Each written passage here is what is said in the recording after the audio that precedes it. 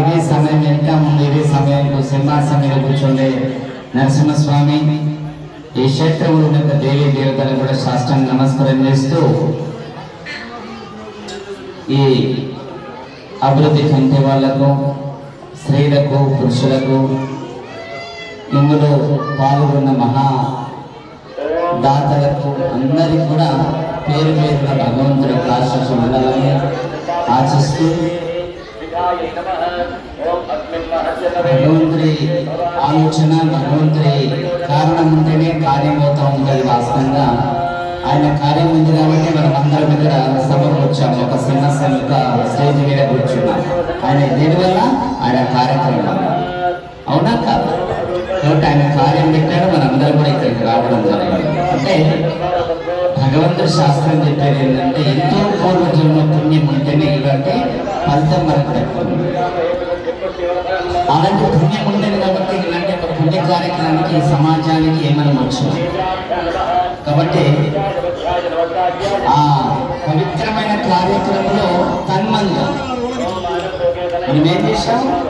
తన్మంది ఇస్తేనే ఆలయం నిర్మాణం. అవునా కాదు? అంటే ఎవరి తోషం వాళ్ళు 10 రూపాయలు ఇస్తేనే ఆలయం నిర్మాణమైంది. ఎవరి మొక్కలు పెట్టనమా? అవునా కాదా?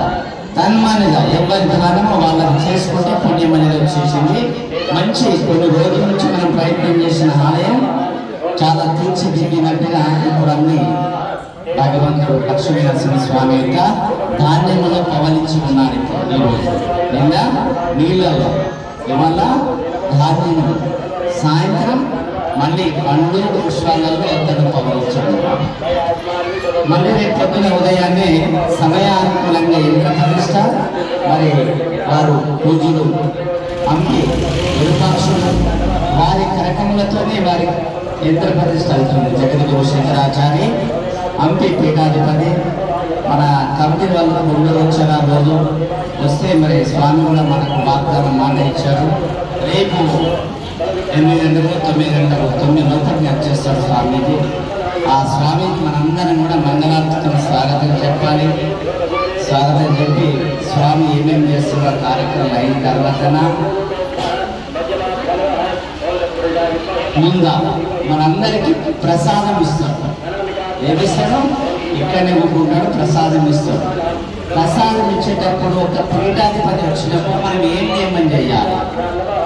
చాలా పాటి ఓపెన్ రానేసుకున్నంత ప్రయత్నం చేయొచ్చు.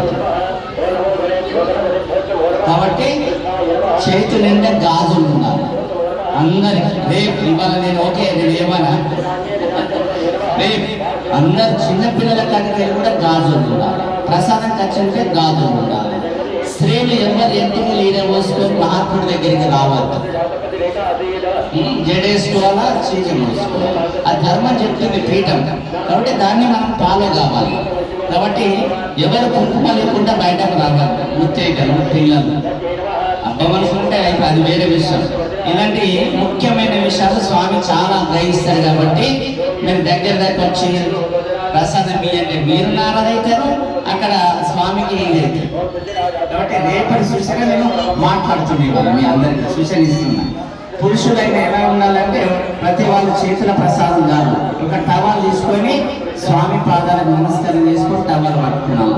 దాన్ని ఇచ్చే ప్రసాదం ఇచ్చేస్తాం. కాబట్టి ఒక హంపి పీఠాధిపతి స్వామి శంకరాచారి మన ప్రాంతానికి, మన ఊళ్ళకు, మన నరసింహస్వామికి ప్రతిష్టకు వస్తుంది. కాబట్టి వారికి కావాల్సిన నియమనిష్టలు చేయాలి. నియమనిష్టలు అంటే ఇవే.